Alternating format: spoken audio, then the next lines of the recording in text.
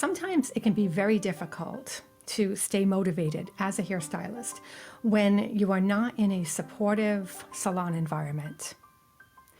I can remember back when I was in hairdressing school, I was so excited to get started on a career in hairdressing. I couldn't wait to find my home, to be one of those stylists that I always looked up to before I became a hairstylist myself. The kind that welcomed people into a salon. The salon felt like a family environment. Everybody got along. You just felt like it was a special place that you never wanted to leave, that you really enjoyed going to every 6 weeks to get your hair trimmed. That is a kind of environment that I wanted so desperately to land in. Well, my first real professional job as a hairstylist, when I finally became licensed, was at a small shop in a small town in Rhode Island. And it was set up in such a way that it was very competitive. There were a few stylists there who were there for years and did not have a following. So they would rely on all the walk-ins. And so I was in competition with them to get the walk-ins. And every time a walk-in would come in, the senior cosmetologist would jump up and take them. So I would sit there most of the day without anybody. And it was really hard to make money, seeing as I worked on a commission-only basis. So what happened was I started to get a little frustrated, and I became a survivalist. And I thought, well, I have to jump up out of this chair and I have to start making money. So that's what I did. I started grabbing the clients. And then the owner of the shop pulled me aside one day and told me, "Denise, you're being too ambitious. You need to stop that. The other two girls have been here longer, and they are the ones who get the walk-ins first." And I thought, the salon owner told somebody who works for him that they were too ambitious?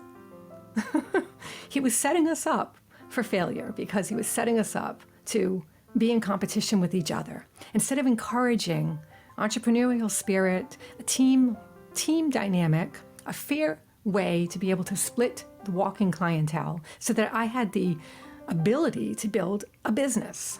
That would have been the right way to approach it, I thought, in my first year as a hairstylist. Well, let me tell you, don't ever let someone tell you that you are too ambitious. There is no such thing when it comes to your career and your future and your ability to make a difference in this world, in a job that is incredibly important to so many people.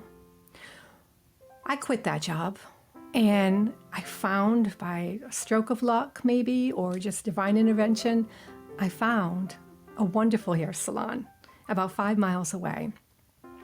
And they welcomed me into their team environment, and what a team it was. They set me up for success.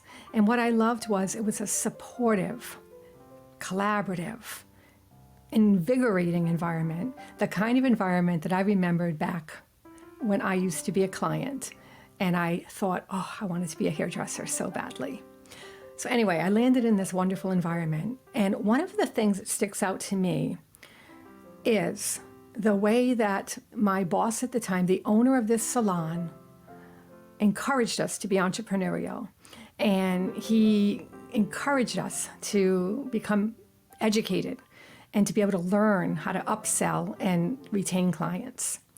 So he would send us to seminars. He would have some people come in and teach us some techniques.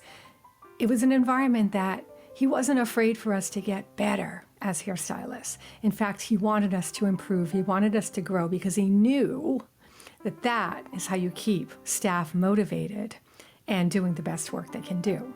So some of the main things that I learned from the education that he provided through these conferences and through these people who come in and teach us is, when you're with clients, educate. Be in the role of an educator.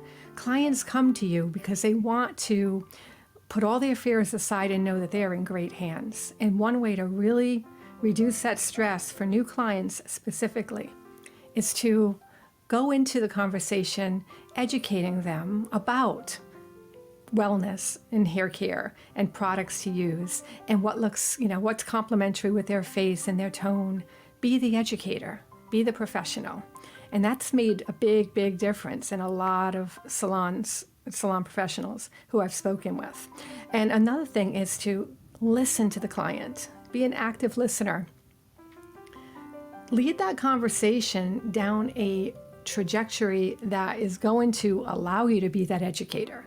It's important to build that trust by talking about things like personal things like family, school, life, things like that. There's a definite time and place and a necessity for that with your clients. But beyond that, help to listen to what they are talking about and then try to lead the conversation back to something that is about what they are there for, which is their hair care.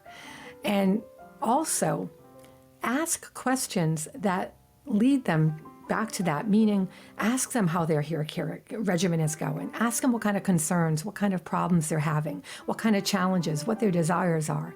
And then help lead that discussion by listening actively to what they're saying and then responding to what they're saying. So it's a give and a take, an ebb and a flow. But it's more important to be that tuned in listener, being very present with that salon client so that they feel like they are the only person in the world who matters to you at that moment, because in fact, at that moment in time, they are the person you should be focused on solely. And then the other thing is slow down. I remember in that first hair salon, it felt very rushed. Everybody was in competition. They wanted the next client that walked in. So everybody just kind of rushed through and didn't really take that time to nurture that client. Take the time to slow down. Give yourself some buffer time. Give yourself 10, 15 minutes in between that client and the next so that you have that wiggle room to be able to have those really strong conversations that lead to future appointments and possibly future sales.